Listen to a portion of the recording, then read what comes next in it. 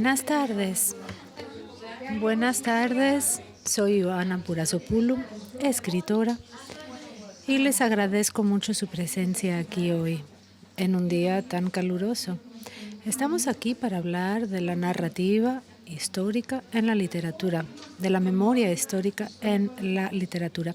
Todos somos productos de épocas históricas y también narramos estas épocas. Queramos hacerlo o no, aceptémoslo o no. Sin embargo, a veces la historia entra de manera consciente a nuestras obras. Se trata del fruto de una elección consciente para servir muchos objetivos diferentes. Estos objetivos son los que vamos a discutir hoy con dos voces contemporáneas y dinámicas de la literatura iberoamericana, Marta Sanz y Carlos Fonseca. Con Marta tenemos más o menos la misma edad. Ella llegó de Madrid, ha recibido muchos premios y es muy reconocida. Es crítica literaria en El País y también es directora de una revista literaria reconocida. Carlos Fonseca es más joven. Nació en 1987 en Costa Rica, de Centroamérica.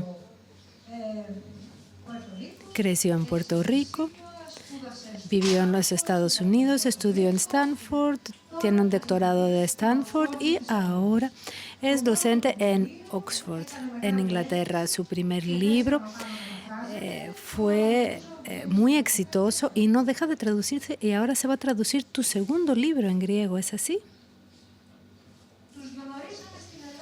Los conocimos en Grecia recientemente, relativamente recientemente, en 2019. Llegamos a conocer a Carlos Fonseca mediante su libro Corona de Lágrimas, traducido por Angeliki Vasilakou de Ediciones Castañotis. Y a Marta Sanz la conocimos en 2023 a través de su libro Pequeñas Mujeres Rojas, traducido por Constantinos Paleólogos. Les daré una pequeña idea sobre sus libros antes de darles la palabra, porque a ambos, de una manera muy particular, pertenecen a esta categoría de la literatura que trata la memoria histórica. Marta nos presenta en su libro una investigadora voluntaria que sospecha que hay muchas más víctimas de la guerra civil por el lado de los republicanos que los que han sido oficialmente registrados. Viaja a un pueblo para buscar testimonios y pruebas y las fosas comunes. Nosotros la seguimos en esta búsqueda y observamos cómo es tratada por un pueblo donde lo ocurrido durante la guerra civil queda cubierto bajo un manto de silencio. Carlos enfoca una personalidad. Se concentra en una persona que todos los matemáticos conocen. Yo lo llegué a conocer gracias a la obra de Carlos y me refiero a Alexander Grothendieck, un genio de las matemáticas del siglo pasado. Dejó su huella en la ciencia de las matemáticas. Una persona de orígenes bastante complejos, así como complejos son su mentalidad y su filosofía. Una vez habiendo llegado a la cumbre de la fama, llega a abandonar el día a día, así como su trabajo tan prestigioso en la universidad, y se retira en los Pirineos. Ahí pasará el resto de su vida aislado, escribiendo biografías y aforismos. A través de esta personalidad única, Carlos nos lleva por los siglos recientes de todos los continentes. Y para concluir esta introducción a este tema de la narrativa y la memoria histórica, quisiera Marta y Carlos que compartan con nosotros, describiendo al público, un libro de la literatura iberoamericana que trata el tema de la memoria histórica, sea el que ustedes consideren el más característico o el que personalmente para ustedes sea especial. Es posible que nos hablen de algún libro que no haya sido traducido en griego, así que les pido que también compartan con nosotros unas palabras sobre este libro para que sepamos algo más sobre su contenido. Bueno, buenas tardes. Voy a quitarme esto porque si no voy a tener una sensación muy extraña de simultaneidad lingüística absolutamente imposible para mí. Entonces, buenas tardes, repito, muchísimas gracias por haber venido, muchísimas gracias a Adriana, que es la organizadora de este maravilloso festival, y muchísimas gracias a Joana, que se ha preparado esta mesa con cuidado, con mimo, con interés y con una enorme generosidad.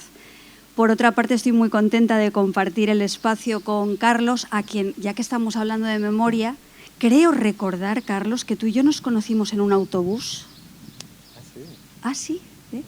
Nos conocimos en un autobús, puede ser en un High Festival o algo así.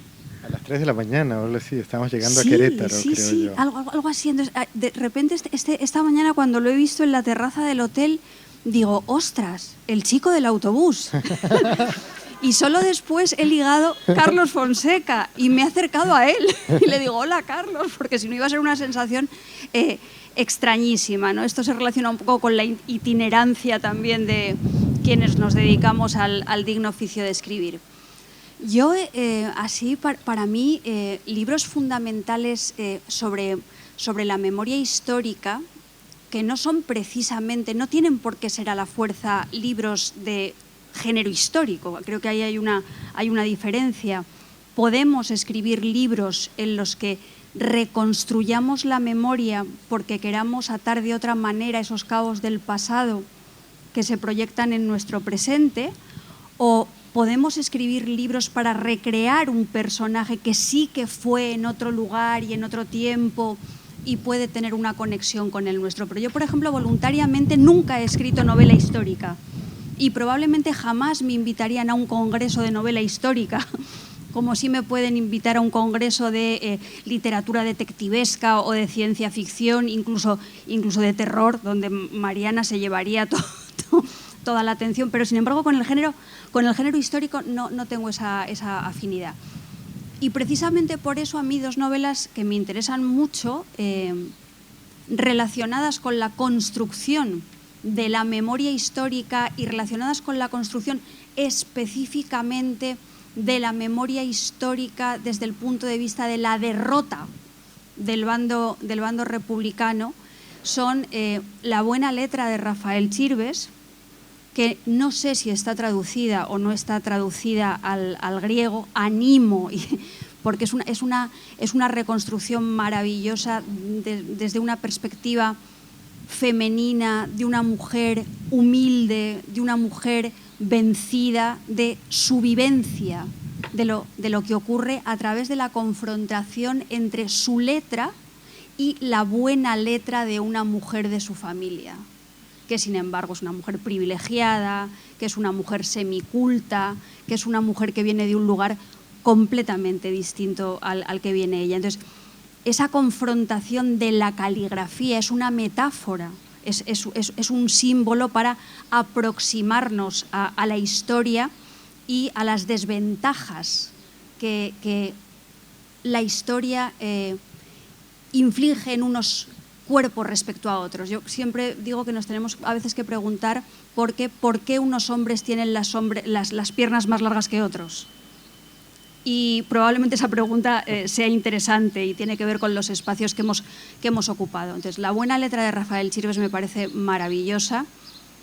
Más recientemente tenemos a una narradora española que se llama Edurne Portela, que ha publicado un libro que se titula Los ojos cerrados, que recrea un mundo similar al de Pequeñas mujeres rojas, esa turbiedad del mundo rural en España, donde las cuentas pendientes quedan sin resolver, pero hay una atmósfera extraña, una atmósfera inquietante, en la que el cielo pesa sobre la cabeza de los habitantes. Y luego hay un escritor que a mí me interesa muchísimo,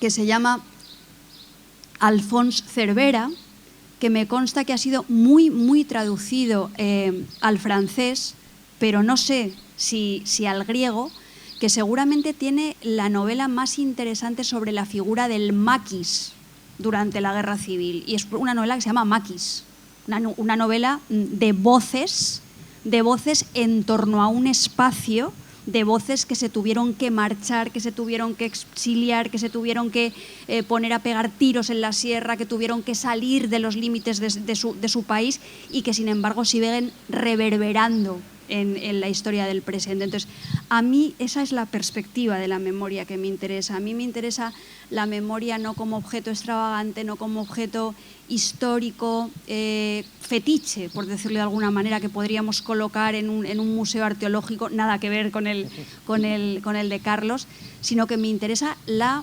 memoria que todavía tenemos en la tripa como una insatisfacción, como una enfermedad, como un privilegio mal digerido. Bueno, un poco por retomar lo que decía Marta, estoy súper contento de estar acá. Muchísimas gracias, Joana, por la presentación, a ustedes por estar acá y a Adriana por invitarme. Primero quiero empezar diciendo que sí, no, es un gusto absoluto estar hablando contigo, Marta, a quien siempre leo con muchísima admiración, y también siento que hay algo lindo de un diálogo transatlántico, ¿verdad? Ahorita Mariana Enríquez hablaba un poco también de cómo se configuran las mesas, y a veces siento que a los españoles los ponen con los españoles y a los latinoamericanos con los latinoamericanos, y que a veces falta ese diálogo, y sobre todo en este caso sobre un diálogo sobre la memoria histórica, ¿verdad? Que para ambas partes ha jugado un lugar fundamental en cómo construimos nuestras ficciones y qué significa cuando nos sentamos a escribir, pero creo que a veces esos dos debates han estado un poco alejados. Un poco también retomo lo que decías, Marta, de cómo llegamos a la historia sin tal vez necesariamente pasar por la novela histórica, ¿verdad? Yo creo que en mi caso a mí me interesa un poco ver cómo la ficción es inherente a la construcción de la historia, es decir, los protagonistas históricos de alguna manera se dejan llevar por ficciones. Es decir, la historia de la conquista de América no podría haber sucedido si la ficción de que si te lanzabas hacia este lado ibas a encontrar las Indias, ¿verdad? Y que las Indias eran ese espacio fantasioso de riqueza, de especies, de minerales y demás. Entonces, a mí siempre me ha interesado cómo, en vez de estar opuestos el uno al otro, la ficción, la proyección, la fantasía es inherente a cómo se construye la historia, ¿verdad? Y la historia política. Joana, preguntabas por un libro o dos libros que en este caso me hayan ayudado a pensar esa relación entre ficción e historia.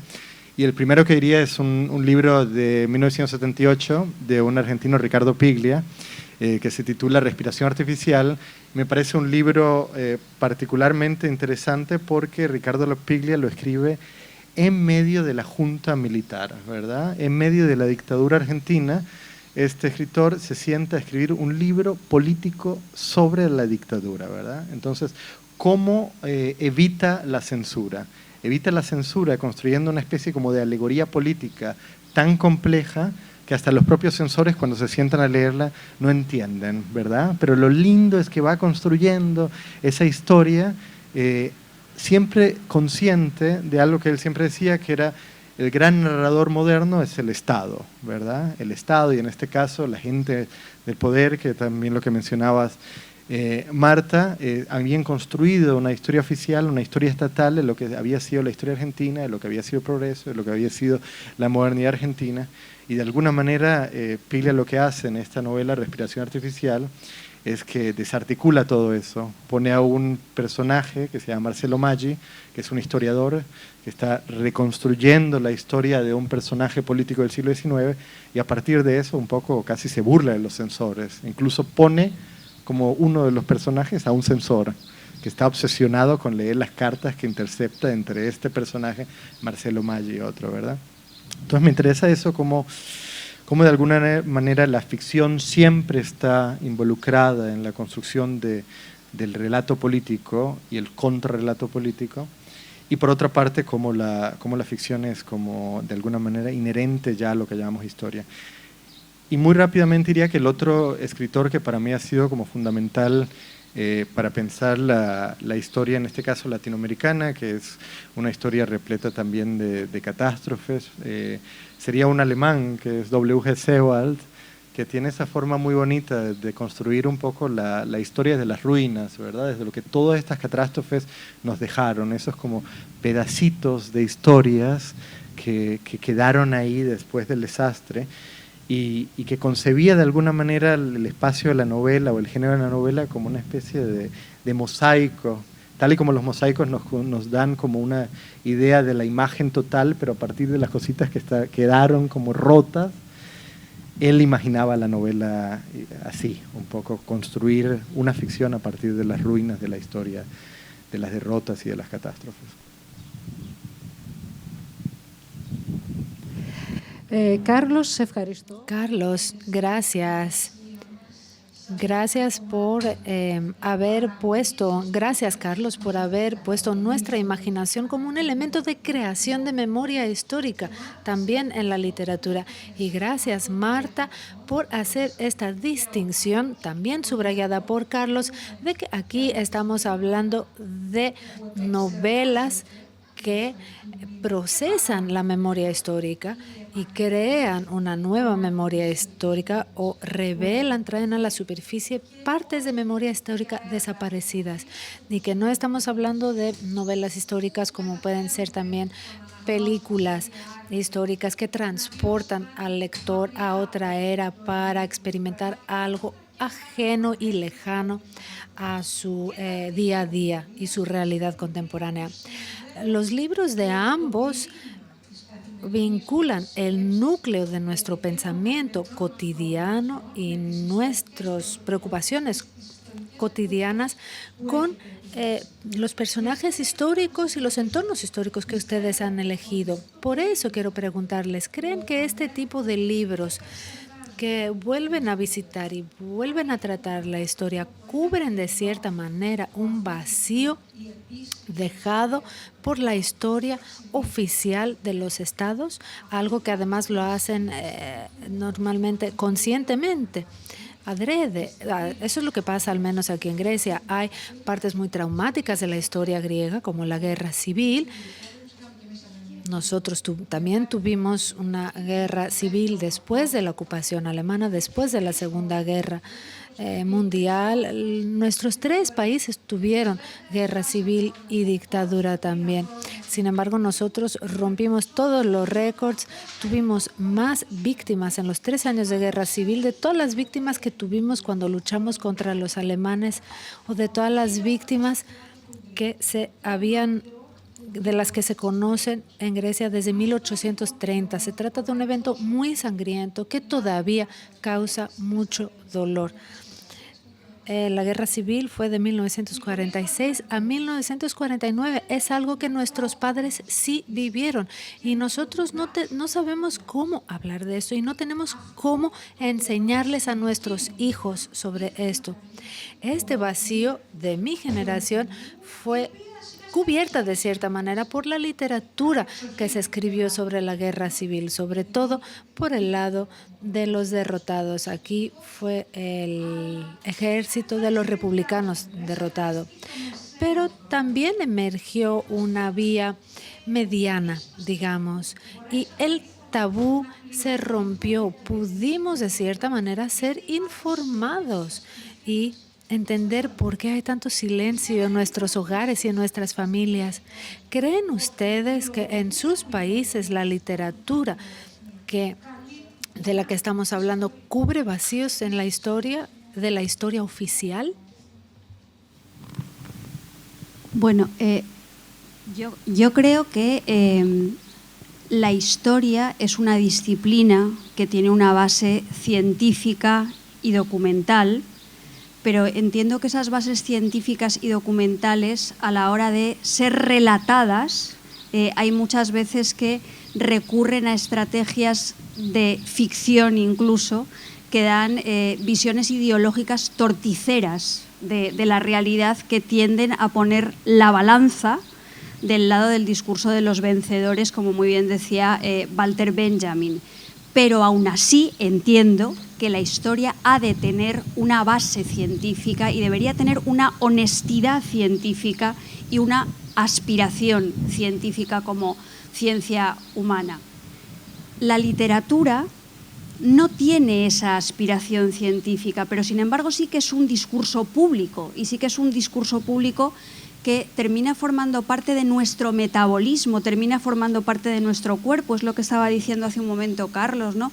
Las leyendas, lo imaginario, termina formando parte de nuestro modo de mirar y de nuestras sinapsis cerebrales. Entonces, en tanto en cuanto la literatura nos empapa lentamente, aunque los escritores, las escritoras no tengan vocación de ser mesías, sí que tienes una responsabilidad y sí que tienes una mirada en el mundo. Entonces, yo cuando escribo sobre la historia reciente de mi país, sí que estoy pensando en el discurso oficial sobre la historia.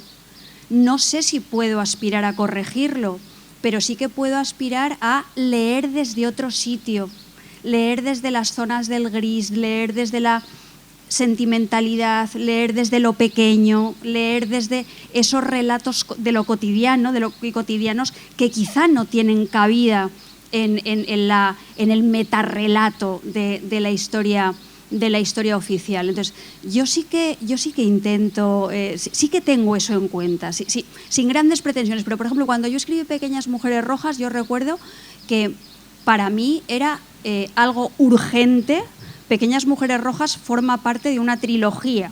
La primera parte de la trilogía, que se llamaba Black, Black, Black, hablaba sobre la violencia del discurso de los géneros detectivescos, pero de la violencia del discurso de los géneros detectivescos no porque en las novelas de detective salgan muchas muertes y violaciones y tal, sino porque utiliza un discurso de seducción que lanza un anzuelo, y a veces lo que hace es como si utilizara registros del encantador de serpientes, tocando las zonas más sensibles del público lector, y a veces incluso sin respetar la inteligencia de los lectores, ¿no? Entonces, me interesaba hablar de esa violencia del discurso. En el siguiente capítulo de la trilogía, que se llamaba Un buen detective no se casa jamás, yo quería hablar de la violencia de los discursos sentimentales, y en esta tercera novela yo quería hablar de cómo se estaba violentando un relato sobre la historia española desde una perspectiva política que era la del resurgimiento de la ultraderecha. Y a mí eso me tocaba como ciudadana. A mí, de repente, la aparición con una especie de piel democrática de un partido político como Vox me parecía una perturbación del sentido de la democracia y un desconocimiento absoluto y radical de lo que había sido la historia de España. Entonces, yo desde ahí escribo, porque soy una ciudadana. Soy una escritora, pero también soy una ciudadana, y sé que mi compromiso está con el lenguaje, y sé que mi compromiso está con las narraciones y con las ficciones, pero soy la mujer que soy, vivo donde vivo, y no lo puedo evitar. ¿Cómo os diría? En mi caso, por ejemplo, a veces siento que en relación a estas cuestiones de la historia, nos enfocamos mucho en lo que se ha dicho o lo que no se ha dicho, ¿verdad? En ciertos contextos, como el caso que daba antes de Argentina en 1978, son contextos de censura, en donde obviamente había historias que no podían ser narradas, ¿verdad? Entonces, en ese contexto, contar el contrarrelato me parece como sacar a la luz una historia que había sido enterrada.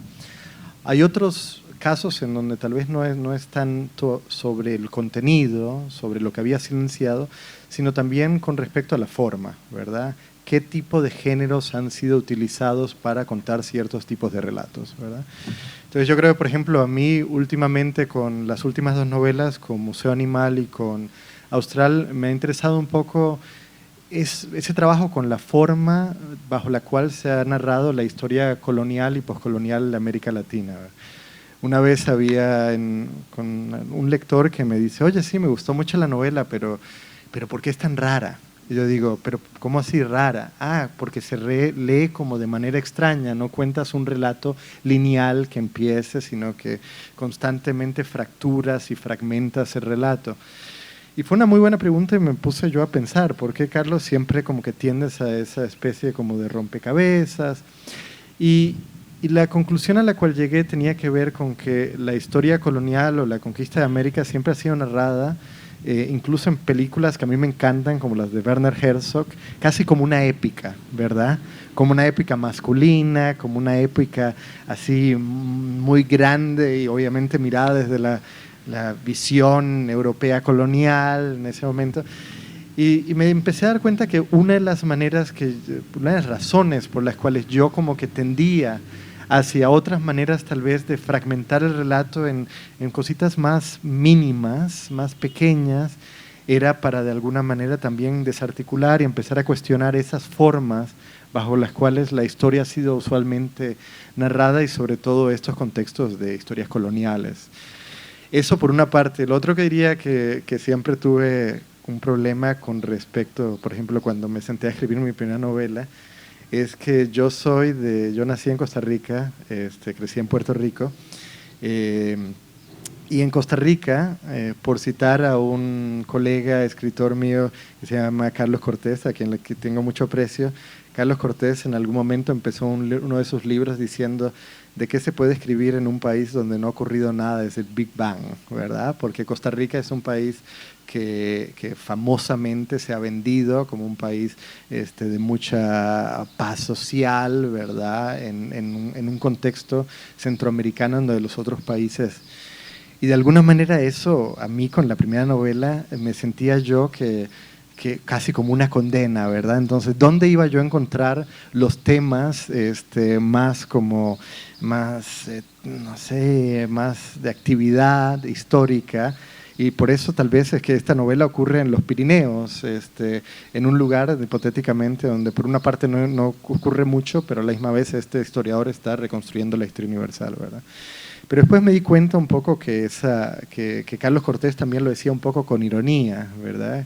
Que claramente esos relatos que dicen que en cierto país no ha ocurrido nada, igual mucha gente diría es un de Puerto Rico, también acaban tapando ciertas realidades sociales que realmente hay que empezar a preguntarse y todo eso. Entonces en la segunda novela ya me atreví un poco más a adentrarme a esas regiones que eran mías, pero que tal vez en la primera novela no sabía cómo narrarlas porque había como esa sensación de que yo había nacido tanto en países donde no había ocurrido mucho, que era completamente falso, y también en un momento histórico nací en 1987, en donde como de alguna manera ya la historia se había acabado, ¿verdad?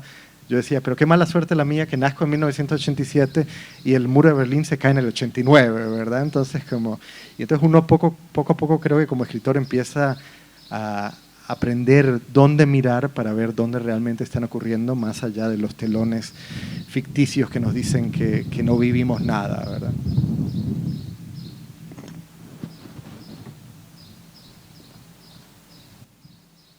Μακαρίζουμε την ατυχία της ευτυχίας σου, Carlos. Es vivir en un país con alto nivel de vida, que es campeón en la libertad de expresión y con 44 días de guerra civil en el siglo XX. No se lo digas a nadie.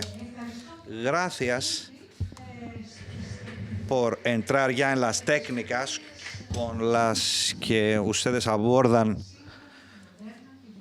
con su visión moderna y dinámica los temas históricos que se conectan con el presente, con nuestro presente.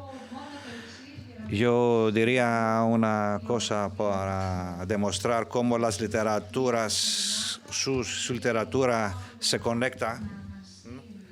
Cuando Paula va a buscar las víctimas de la Guerra Civil Española, en su libro, Marta escribe a su amiga: algunas veces tengo la sensación de que por debajo de la tierra hay escondidos muchos indios.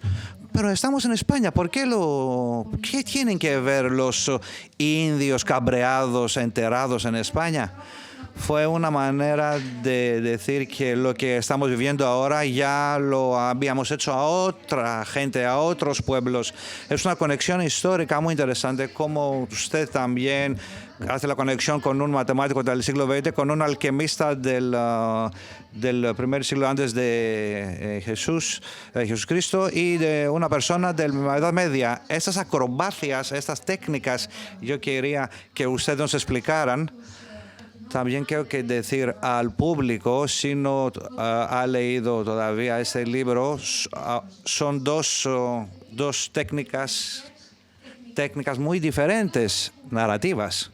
Tenemos una persona, por lo menos es mi opinión, al menos esa es mi opinión. Luego nos contará usted sus secretos. Yo como lectora he visto un personaje histórico, este matemático, Alexander, esta persona muy enigmática, que nadie sabe por qué dejó todo y se fue a vivir a los Pirineos. Y Carlos nos hace mirar por detrás del escenario y a ver al personaje durmiendo, esperándole a que se durmiera para abrir los cajones y leer sus notas. Nos hace sentir vergüenza porque estamos invadiendo la privacidad. Y haciendo esos viajes en la historia, las hacemos con mucho cuidado y mirando una figura histórica que dentro de esa persona histórica se reflejan muchos siglos. Por otro lado, tenemos un pueblo entero. Tenemos una investigadora y por detrás de ella un pueblo entero. Vemos un pueblo o una ciudad y su comportamiento como parte de la ciudad, pero se oyen las voces también de la gente muerta, como si fuera una tragedia griega. Y esta gente me está mirando a la investigadora en su intento de encontrarles y buscarles. Les doy a ustedes ahora la palabra. A usted, Marta. Vamos a ver, Joana lo explica todo tan bien que no sé muy bien qué vamos a añadir, pero vamos a añadir algo. Yo me voy a agarrar también a lo que estaba comentando antes Carlos, de cómo decimos las cosas. Claro, escribimos textos literarios, y cuando estamos escribiendo textos literarios, desde mi punto de vista, el cómo es el qué. La manera en la que tú estás afrontando la enunciación de un determinado texto narrativo, híbrido, medio pensionista, lo que sea, es al final lo que tú estás expresando, es al final lo que tú estás queriendo decir. Entonces, para mí, cuando escribí en particular Pequeñas Mujeres Rojas, que era una novela donde la memoria histórica era tan importante, para mí era fundamental salirme del tono convencional del ternurismo, del sentimentalismo con el que a veces se construye ese tipo de literatura, por lo menos en mi país. Hay veces que la novela de la memoria se escribe de una manera blanda, complaciente, tranquilizadora. Entonces, yo tenía que salir un poco del molde habitual, de ese realismo bestselerizado, desde mi punto de vista, para que el libro llegara emocionalmente, como se decía antes, por todas sus vulneraciones de los códigos establecidos, por decirlo de alguna manera. Entonces, por eso ahí está ese coro de voces tan extraño dentro de la narración española, en este caso, aunque hay algunas novelas, como por ejemplo hay una novela de Belén Gopegui donde aparece un coro griego, pero vamos, no suele ser muy habitual. Por eso el recurso a los elementos del género de terror, como por ejemplo la exacerbación de los sentidos, la hiperestesia que hace que para ti cualquier realidad se convierta en un territorio completamente extraño. Por eso el recurso de utilizar fragmentos en los que la novela está contada con un género epistolar no de correo electrónico, sino epistolar de epístola, porque había como una necesidad de reconectar con una cultura analógica en la que precisamente eso, la escritura, la caligrafía, como os decía antes, fuera cuerpo. Los cuerpos son muy importantes en el texto. Antes Mariana lo comentaba. A mí me interesan los fantasmas, en mi caso en la medida en la que son los rastros de un cuerpo que ha desaparecido por efecto de la violencia, el fantasma que está buscando su cuerpo. Entonces, todo ese imaginario que no era habitual para contar la memoria histórica, yo traté de activarlo. Y luego una cosa importantísima, la que tú has apuntado, que se relaciona con ese relato de la historia oficial, con ese punto de partida, y es que en Pequeñas Mujeres Rojas hay alguien, al final se ve claramente, y con esto no estoy destripando la novela, hay alguien que organiza los papeles. Al final hay alguien que con una intención está dando sentido a toda esa polifonía, a toda esa pluralidad de voces, a esos fantasmas del coro que están hablando desde debajo de la tierra, las cartas que se envían, las cartas que envía Paula a Luz, los propios fragmentos que escribe Luz. Todo eso lo ha organizado alguien. Todo eso lo saca a la luz alguien y le da un sentido a alguien. Y esa intencionalidad, esa responsabilidad es algo que se quiere enfatizar mucho en una novela como Pequeñas Mujeres Rojas. Pero yo insisto muchísimo, yo creo que lo que en gran medida diferencia ya la literatura de cualquier otro tipo de expresión oral o verbal es esa conciencia lingüística añadida sobre el texto y el lenguaje que muchas veces apunta en la dirección de la extrañeza. ¿Qué es esto? ¿Qué es esto? ¿Por qué esto está escrito así? ¿Por qué esta gente habla si está enterrada? ¿Por qué me están hablando además en una clave cómica y chistosa? ¿Por qué los muertos hablan de que están como manteniendo relaciones sexuales desde la licuefacción porque hacen entrechocar sus clavículas con sus fémur? ¿Qué es esto? Entonces, creo que el asombro o la pregunta o la curiosidad, el conocimiento que puede dimanar de las ficciones viene de ese tratamiento lingüístico que a veces nos olvidamos de él, lamentablemente. Marta, me encanta lo que dices de la pluralidad, ¿verdad? Porque yo siempre siento, la gran mentira sería pensar que la historia es unitaria, de por sí, monolítica, lineal, ¿verdad? No, siempre que nos ponemos a investigar una historia, nos vemos inmediatamente que se va por todas partes, ¿verdad? Tiene como que ramas que tiran para acá, ramas que tiran para allá, pero sin embargo, como bien decías, la novela de alguna manera ordena, la novela da forma. Y yo creo que es esa tensión entre la pluralidad de las historias que componen cualquier historia y la unidad que la voz narrativa crea, lo que a mí siempre, por ejemplo, me interesa. Y pensando un poco lo que decías, Joana, de la técnica, yo siempre digo, tengo una libretita en donde si algo me interesa, estoy viendo una peli o estoy leyendo un libro o alguien me cuenta una historia que sabe que me va a gustar. Si me gusta, yo la apunto en la libretita, y sin preguntarme a dónde va esto, ni eventualmente va a acabar en una novela o no. Y un poco funciona como el coleccionista, ¿verdad? Que simplemente por la intuición colecciona. y esos pequeños escenas, citas, fragmentos se van amontonando, se van acumulando, y en algún momento empiezo a ver que uno resuena con otro sin yo saber exactamente por qué. Y era un poco lo que también mencionabas, Joana, de esta cita o esta cosa que ocurre acá resuena con algo allá. Entonces, poco a poco cuando siento que esas resonancias entre las colecciones se van construyendo, están resonando todavía más, entonces digo, puede ser que acá haya un mundo narrativo que si uno se posiciona desde la manera o el lugar adecuado, empieza a caer en el mismo cuadro, ¿verdad? Entonces ahí yo creo que la tarea de nosotros como novelistas o de cualquier escritor de ficción es encontrar ese tono, esa posición y esa voz narrativa o esa forma que permita que todas esas historias paralelas, esas historias plurales, corales, que no parecían tener en un principio una unidad, tengan unidad para el lector y también para el escritor.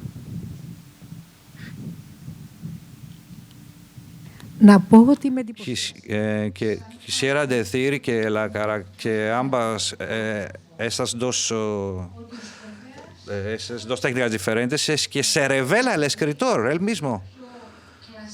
Es decir, la ilusión más típica que existe en una novela es que el escritor, es decir, Ioana Borazopoulou, Carlos Fonseca, Marta Sanz, el escritor, la escritora, no aparece, no se ve. Queda una narración en tercera persona, pero para que funcione esa ilusión, el escritor está escondido detrás de esta ilusión. Aquí tenemos dos novelas en las que Carlos, por una parte, desde el principio está a nuestro lado y nos dice, mirad en la cámara, y no se esconde nunca. Y Marta, por otro lado, después de esta impresionante polifonía, no duda en revelarse. Eso me hace pensar que quieren decir que sus textos son fruto de una selección consciente y una decisión consciente de ser así. Y también es el resultado de una investigación. Y como un investigador firma su obra, ellos también aparecen en la final para tomar la responsabilidad de todo lo que habían dicho en el texto. Quería preguntar si alguien quería preguntar antes de seguir, si alguien quiere preguntar algo a Carlos Fonseca o a Marta Sanz. Y si me permitan, ¿puedo seguir? Muchas gracias por la confianza. Y vamos ahora a otra pregunta sobre todos aquellos que hablan de temas históricos y personajes históricos y eventos históricos. Lo que quiero saber es, al principio habéis tenido una idea sobre un personaje, un evento histórico, la sombra, y ustedes empezaron a escribir. Mientras escribían y al terminar el libro, ¿cómo cambió su opinión sobre este evento? ¿Cómo evolucionó esta idea inicial ahora que ya ustedes han conocido los personajes que al principio eran un poco no muy concretos y ahora que tras haber vivido tantos meses con ellos y los habéis construido los personajes, habéis entrado en su vida, en su casa, le habéis dado su propia voz? Ustedes se quedaron por meses al lado de Alexander. Yo sabe el olor de su cocina, de su casa. Después de toda esta trayectoria, ¿ha cambiado su opinión inicial de esta persona o del evento histórico? Ahora que ya conocen los personajes negativos de la historia, ahora que habéis vivido de cerca cómo vive para usted esa persona, ¿ha cambiado su opinión de ese personaje? ¿Y cómo? No se vale si no, ¿verdad? La pobre Marta le ha tocado ir primero en todas. Te cuento un poco, les cuento un poco la génesis de Coronel Lágrimas, porque terminó siendo mi primera novela, pero realmente no era la primera que estaba escribiendo, sino que yo estaba escribiendo la segunda, que acabó siendo la segunda, Museo Animal, pero en algún momento como que me cansé porque el tono era muy melancólico, sentía yo que la novela era muy larga y que no tenía no sé, como las estrategias literarias para escribirla. Y una mañanita me levanté y tomé un montón de café y yo creo que estaba como tan encafeinado y como con tanta energía que me senté y escribí el primer párrafo de Coronel Lágrimas, que tiene una voz narrativa muy extraña.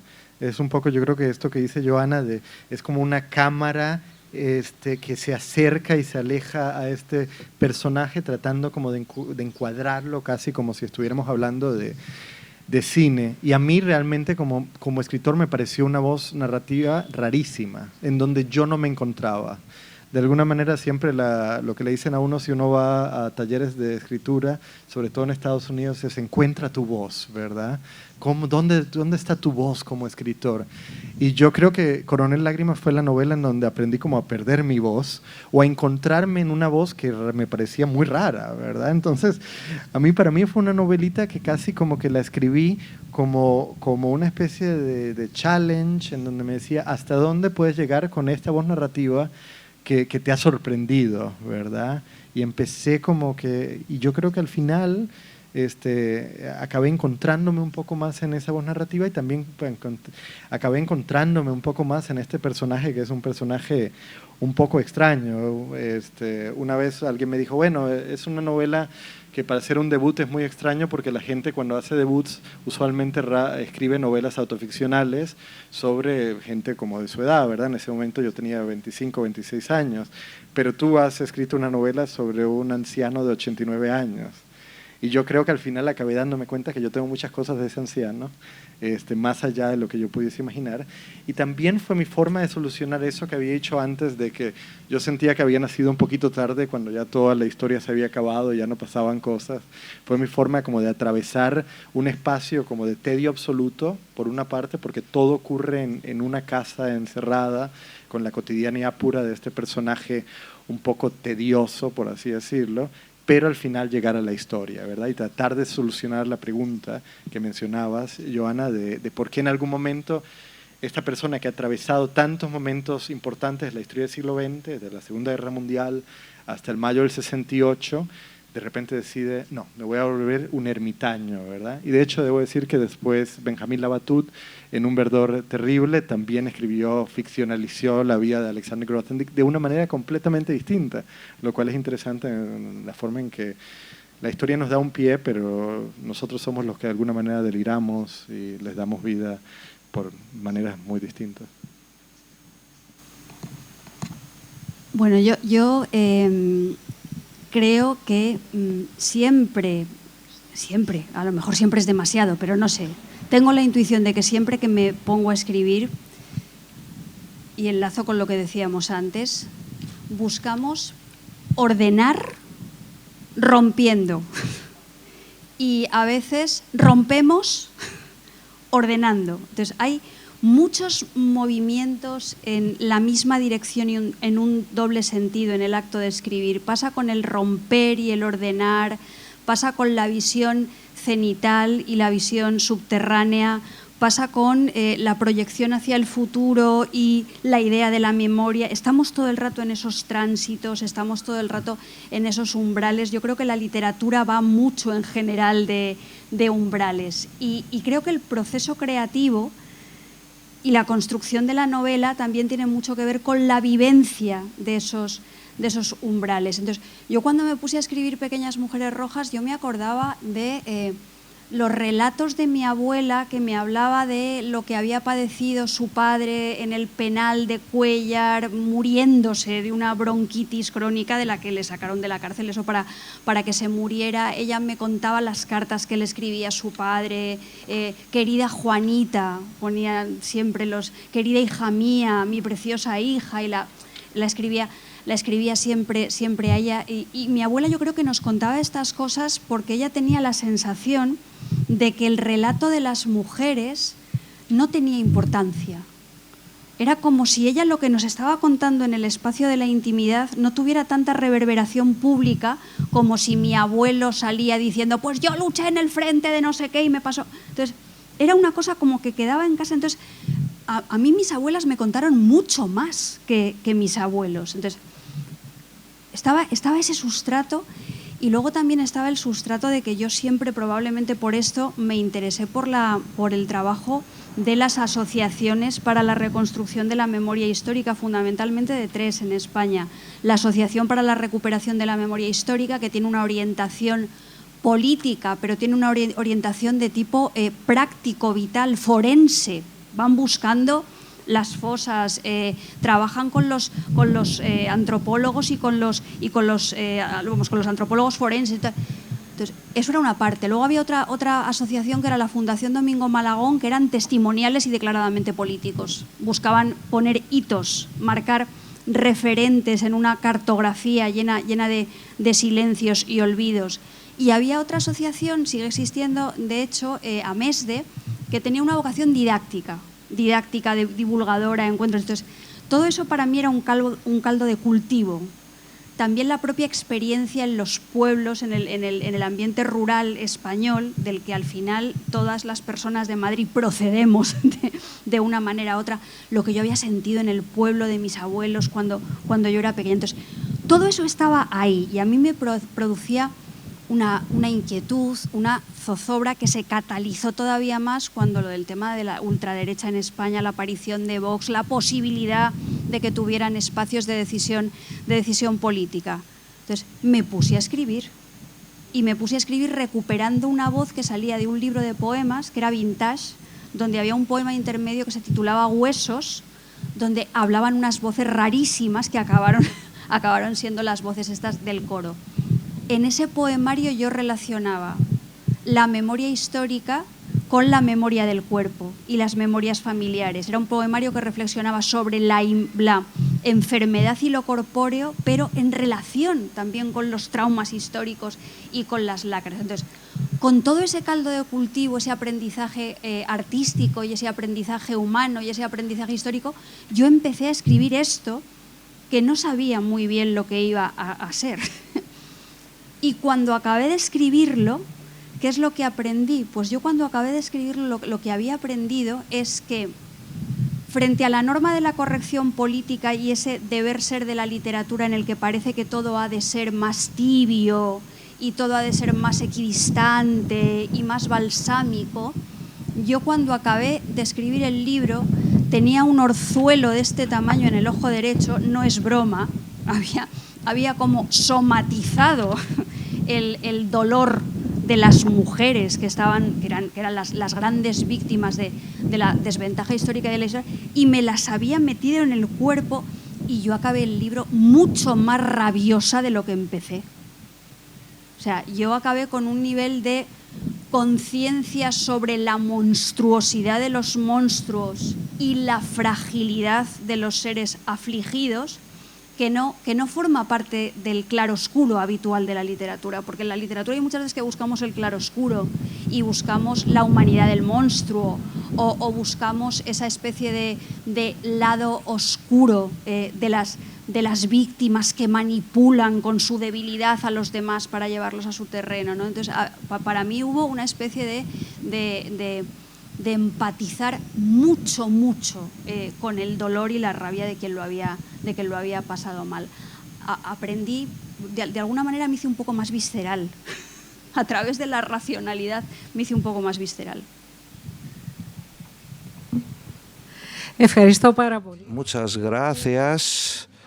Aquí termina nuestra charla de hoy. Después de todo que hemos escuchado por los escritores, ahora ustedes entienden por qué su Paula dice: he venido aquí para recordar y olvidar, y para recordar todo lo que he olvidado, y por qué el narrador en el libro de Fonseca, cuando hablando del coronel, dice: ¿qué pasa con este autorreferente proyecto de documentar la vida de los demás.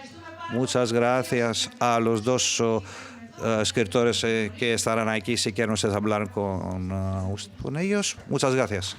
Gracias a ti. Gracias.